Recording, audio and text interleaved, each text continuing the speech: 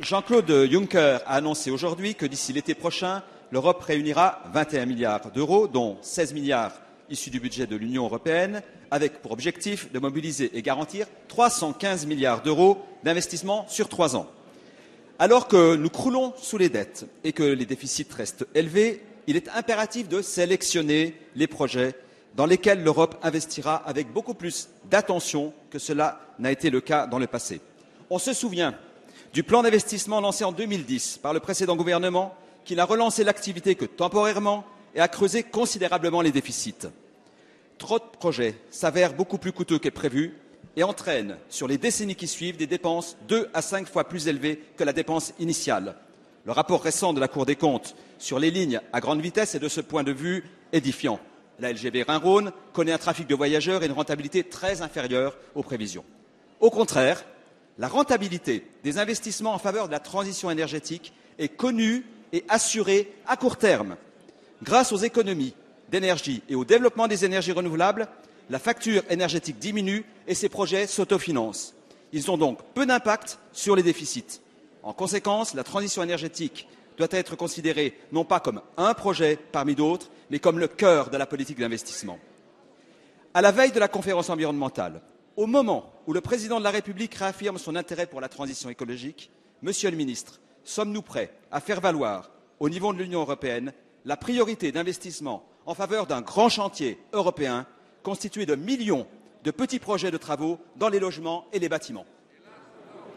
Merci. La parole est à Monsieur Michel Sapin, ministre des Finances et des Comptes publics. Merci, Monsieur le Président. Monsieur le député Lozet. Mesdames, Messieurs les députés, c'est la troisième question qui est posée par un troisième groupe sur ce sujet. Cela prouve l'importance de la proposition qui a été faite ce matin par Monsieur Juncker. Après, c'est son contenu aussi qui est décisif.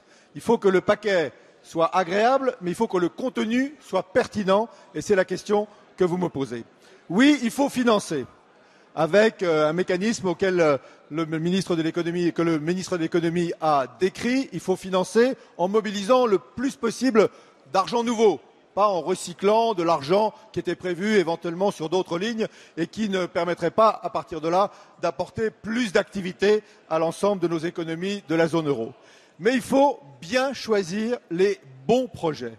Et qu'est-ce qu'un bon projet? C'est un projet qui est lui-même porteur de cet avenir que nous voulons, meilleur pour chacun d'entre nous, mais meilleur aussi pour l'ensemble de la planète. Et la question de la transition énergétique est évidemment au cœur des propositions que nous devons faire en France comme dans les autres pays pour bénéficier de ces financements qui ont été annoncés ce matin par M. Juncker. Je suis attentif, nous serons attentifs, nous mettons en place les procédures pour que ce soit premièrement beaucoup de PME, PMI qui puissent bénéficier de ce dispositif de financement. Parce que c'est ce tissu des PME, PMI sur l'ensemble du territoire français, l'ensemble du territoire européen, qui peut permettre de redonner de la vie, de l'activité, de l'emploi dans toutes les zones, y compris dans les zones rurales ou dans les zones urbaines, souvent éloignées de l'activité. La deuxième chose à laquelle il nous faut être attentifs, ce n'est pas une histoire de gros projets. Il peut y avoir quelques grands projets, d'ailleurs porteurs, du point de vue de la transition énergétique, en mettant en place